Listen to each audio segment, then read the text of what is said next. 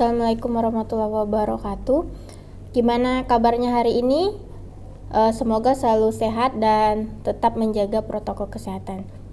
Nah, kita lanjut pada pertemuan hari ini. Jadi kita membahas tentang pertumbuhan dan perkembangan penduduk. Nah, minggu lalu kan saya sudah bilang tema kita adalah pertumbuhan dan perkembangan penduduk. Apakah di sini kalian sudah belajar atau membaca apa sih itu pertumbuhan penduduk ataupun perkembangan penduduk?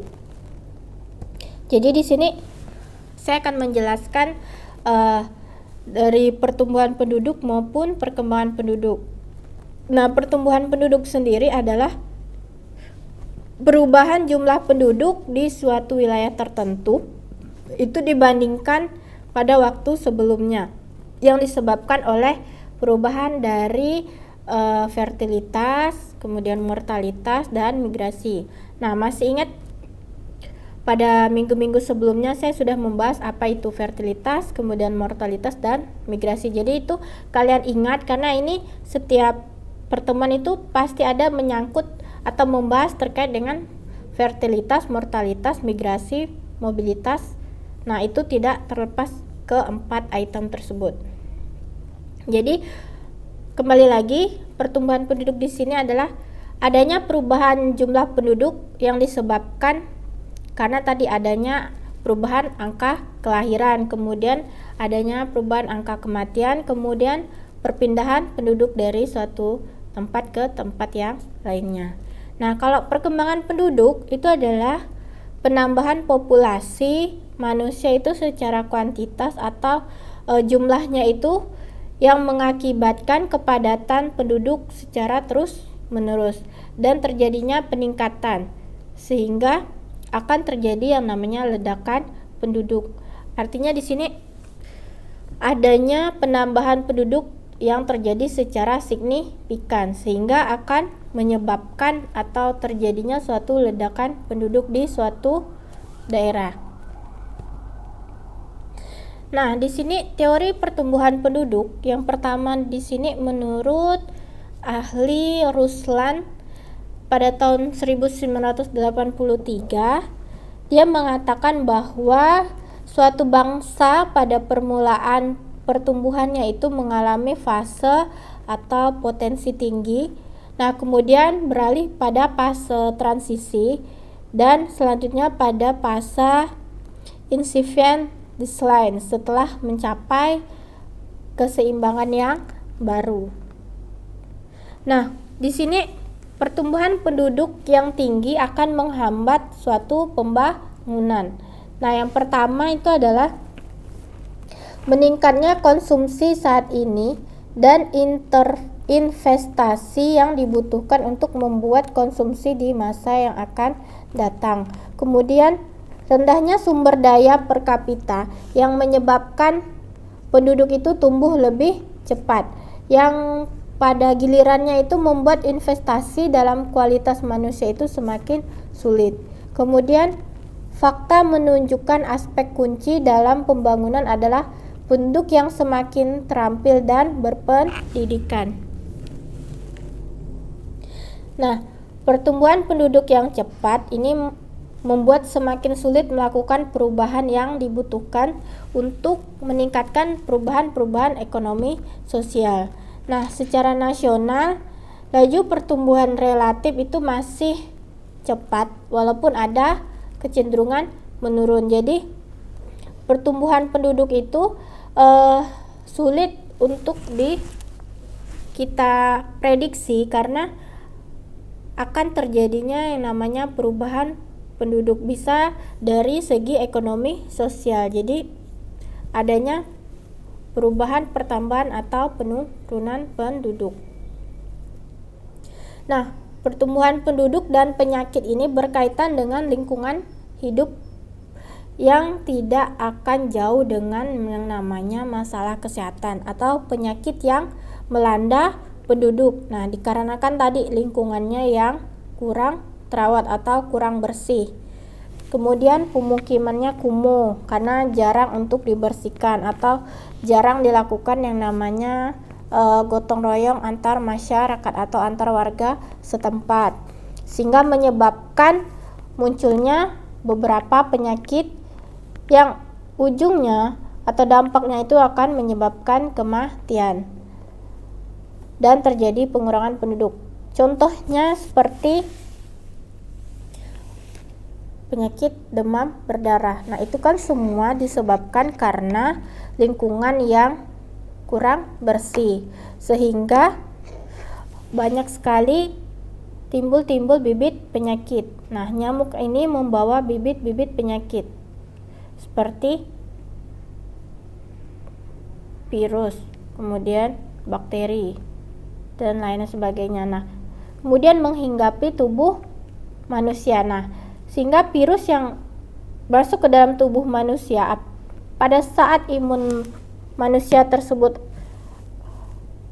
menurun, maka virus itu akan cepat menyerang, sehingga yang tadinya fisik kita kuat lama kelamaan menjadi lemah karena tadi imunitas kita sudah diserang oleh virus tersebut, sehingga lama kelamaan tubuh kita akan ngedrop atau mengalami penurunan. Nah, kalau misalnya kita biarkan, tidak kita dilakukan pengobatan, otomatis dampaknya tadi akan menuju kematian. Makanya di sini pertumbuhan penduduk itu berkaitan dengan lingkungan. Kalau misalnya lingkungannya terawat, bersih, otomatis penduduknya yang tinggal di situ juga akan merasa enak.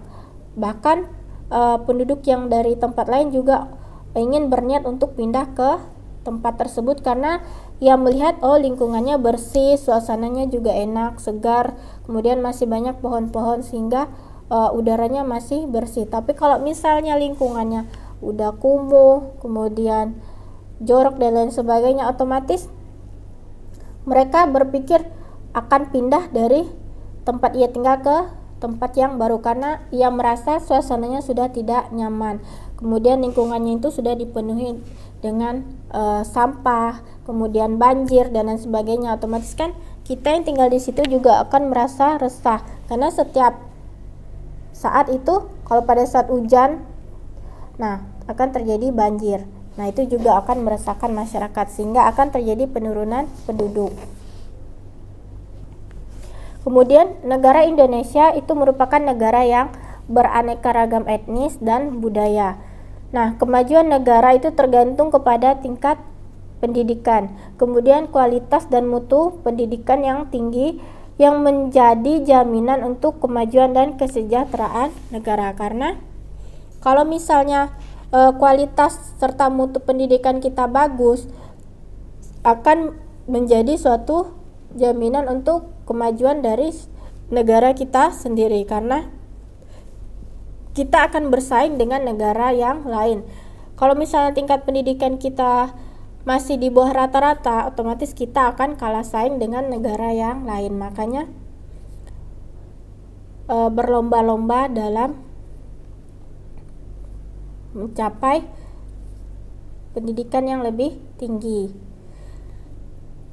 Di tengah pertambahan jumlah penduduk yang semakin tidak terkontrol, maka membuat peningkatan kualitas di dunia pendidikan itu merupakan pilihan yang harus diutamakan. Jadi, makanya kita itu berlomba-lomba dalam mencapai pendidikan yang lebih tinggi karena saingan kita itu berat, apalagi di negara-negara lain. Karena kalau misal kita kalah saing, otomatis penduduk kita juga akan berdampak tadi dalam mendapatkan lahan pekerjaan juga akan sulit karena kita sudah kalah saing, kalah mental dengan penduduk di negara yang lain karena mereka itu lebih maju dibanding negara kita. Nah, faktor-faktor yang mempengaruhi dari pertumbuhan penduduk itu ada dua faktor. Yang pertama itu adalah faktor alami. Nah, faktor alami ini adalah kira-kira apa menurut kalian faktor yang mempengaruhi dari pertumbuhan penduduk? Jadi, saya jelaskan kalau faktor alaminya itu tadi seperti angka kelahiran kemudian kematian. Nah, itu kan terjadi secara alami, tidak bisa kita buat. Karena kematian itu juga tidak bisa kita tentukan kapan sih kita akan mati atau meninggal. Begitu juga dengan kelahiran. Nah, kalau faktor non alami itu seperti bisa kita prediksi. Contohnya penduduk yang datang dan penduduk yang pergi. Nah, seperti contoh tadi, misalnya di lingkungan ini tempatnya sangat kumuh, kemudian jorok dan lain sebagainya, otomatis penduduk yang tinggal di situ merasa tidak nyaman, kemudian dia akan pergi ke daerah yang menurutnya itu nyaman untuk dijadikan tempat tinggal, sehingga kita bisa membatasi, kita dapat melihat nih terjadinya pertambahan atau pertumbuhan penduduk. Nah, itu bisa kita lihat dari tadi yang tidak alami, itu bisa kita prediksi sendiri dari penduduk yang datang maupun penduduk yang pergi. Nah, kemudian kelahiran. Nah, di sini kelahiran di sini dapat dipengaruhi oleh beberapa faktor pendukung seperti menikah pada usia muda, kemudian tidak melaksanakan yang namanya program KB, sehingga mengakibatkan terjadinya peningkatan angka kelahiran dan menghambat kelahiran karena memakai program KB. Makanya program pemerintah itu 2 anak lebih baik, karena tadi untuk menghambat angka kelahiran dan kedepannya itu, sehingga pada perekonomian masyarakat juga akan terkendali. Karena tadi kalau misalnya angka kelahirannya tinggi tidak sebanding dengan pendapatannya, otomatis ya banyak terjadi yang namanya gizi buruk, kemudian stunting yang menyebabkan kualitas anak itu menjadi kurang baik, bahkan bisa menyebabkan kematian karena tidak mendapatkan asupan gizi yang cukup. Makanya program pemerintah itu mencanangkan 2 anak lebih baik, karena melihat ke depannya terkait dengan pekerjaan yang semakin hari semakin susah, kemudian pendapatan. Nah, makanya diimbangi dengan jumlah kelahiran. Kemudian kematian. Nah, di sini kematian itu dipengaruhi oleh 2 faktor. Yang pertama itu adalah faktor pendukung dan faktor penghambat. Nah, faktor pendukung di sini mengakibatkan angka kematian antara lain itu tidak menjaga kesehatan, kemudian kurang sarana kesehatan seperti rumah sakit, puskesmas, klinik, apotik, sehingga angka kemiskinan yang berlebihan itu mengakibatkan tadi kurangnya asupan gizi pada anak mereka. Kemudian wilayah peperangan, kemudian bencana alam. Nah, ini juga merupakan faktor-faktor dari pendukung kematian. Kemudian pola makan yang tidak teratur dan wabah penyakit, ini juga merupakan faktor pendukung untuk menyebabkan terjadinya suatu kematian. Nah, kalau faktor penghambatnya itu seperti kita memakan makanan yang bergizi atau makanan 4 sehat yang sempurna, makanan yang seimbang gizinya. Kemudian sedikitnya angka kemiskinan serta sarana kesehatan yang lengkap seperti tersedianya rumah sakit, kemudian puskesmas, klinik, apotik, sehingga pada saat kita ingin melakukan pengobatan itu semua tersedia. Kemudian penduduk yang datang. Jadi penduduk yang datang ini berasal dari luar wilayah, kemudian datang ke wilayah yang tujuannya untuk menetap atau belajar bekerja yang dapat mengakibatkan meningkatnya jumlah penduduk. Nah, seperti contoh, kalian misalnya dari daerah mana datang ke Pontianak, tujuannya apa? Untuk bekerja atau untuk kuliah, sehingga akan terjadi peningkatan jumlah penduduk di kota Pontianak. Kemudian penduduk yang pergi. Jadi penduduk yang pergi itu dapat saja orang yang berada di suatu wilayah yang datang ke wilayah lain itu tujuannya untuk menetap, sama belajar, bekerja, kemudian menjadi TKI yang mengakibatkan penurunan jumlah penduduk. Nah, di sini macam-macam dari pertumbuhan penduduk, ada yang namanya pertumbuhan penduduk alami, kemudian penduduk migrasi dan penduduk total. Kalau penduduk alami, jadi di sini ada rumus hitungannya. Nanti bisa kalian pelajari. Perkembangan penduduk yang diperoleh dari selisih dari angka kelahiran maupun angka kematian. Nah, di sini udah ada rumusnya. T sama dengan L dikurang M. T itu adalah jumlah pertumbuhan penduduk per tahun, L itu adalah jumlah kelahiran per tahun, M itu adalah jumlah kematian per tahun. Nah, yang kedua pertumbuhan penduduk migrasi. Jadi perkembangan penduduk yang diperoleh dari selisih migrasi yang masuk dan migrasi yang keluar. Nah, di sini juga ada hitungannya. T sama dengan I dikurang E. Jadi T itu adalah jumlah pertumbuhan penduduk per tahun, I itu adalah jumlah migrasi masuk per tahun, E itu adalah jumlah migrasi keluar per tahun. Nah, kalau pertumbuhan penduduk total, jadi perkembangan penduduk yang diperoleh dari selisih kelahiran dan kematian itu ditambah dengan selisih jumlah imigrasi dan emigrasi. Nah, di sini juga ada perhitungannya, nanti bisa kalian baca dan kalian pelajari. Nah, untuk dampak dari perkembangan penduduk, yang pertama itu adalah dampaknya lahan tempat tinggal dan bercocok tanam itu menjadi berkurang. Kemudian semakin banyaknya polusi dan limbah yang berasal dari rumah tangga, kemudian limbah pabrik, perusahaan, industri, peternakan, dan lain sebagainya. Ini adalah dampak dari perkembangan penduduk. Kemudian angka pengangguran meningkat, angka kesehatan masyarakat yang menurun, angka kemiskinan meningkat, kemudian pembangunan daerah yang semakin dituntut untuk semakin banyak dalam membangun, sehingga akan berdampak dari perkembangan penduduk. Kemudian ketersediaan pangan sulit dan pemerintah harus membuat kebijakan yang rumit.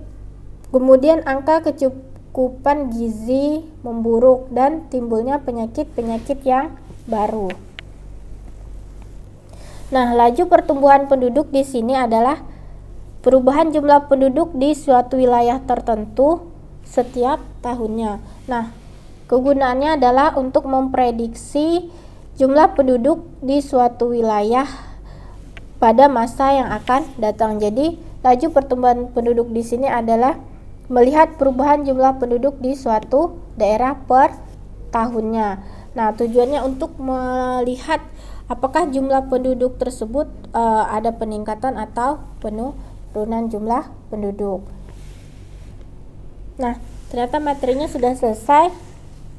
Jadi, tolong kalian pelajari lagi. Kalau misalnya ada yang tidak mengerti, nanti kita bisa diskusi di forum.